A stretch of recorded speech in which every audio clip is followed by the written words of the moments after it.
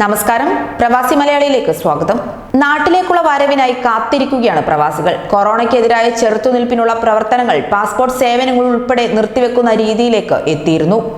പ്രവാസികളുടെ മടങ്ങിവരവിനുള്ള ആലോചനകൾ നടക്കുന്ന പശ്ചാത്തലത്തിൽ അടിയന്തര പാസ്പോർട്ട് സേവനങ്ങൾ മെയ് 5-ാം തീയതി മുതൽ ആരംഭിക്കുമെന്ന് അറിയിച്ചിരിക്കുകയാണ് സൗദിയിലെ ഇന്ത്യൻ എംബസി. കോവിഡ് വ്യാപനത്തിന്റെ പശ്ചാത്തലത്തിൽ പാസ്പോർട്ട് സേവനങ്ങൾ താത്കാലികമായി നിർത്തിവെച്ച സാഹചര്യത്തിലാണ് എംബസിയുടെ അറിയിപ്പ്. പാസ്പോർട്ട് വിസ സേവനങ്ങൾക്കായി പ്രവർത്തിച്ചിരുന്ന എംബസിയുടെ ഔട്ട്സോഴ്സിംഗ് ഏജൻസിയായ VFS ഓഫീസുകൾ കോവിഡ് വ്യാപനത്തിന്റെ പശ്ചാത്തലത്തിൽ താത്കാലികമായി അടച്ചതിനാലാണ് എംബസിയിൽ അടിയന്തര പാസ്പോർട്ട് സേവനങ്ങൾ ആരംഭിക്കുന്നത്.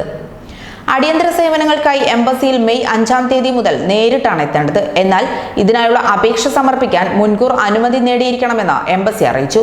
ഇതിനായി 9200061339 എന്ന നമ്പറിൽ വിളിച്ച് അപ്പോയിന്റ്മെന്റ് എടുക്കണം.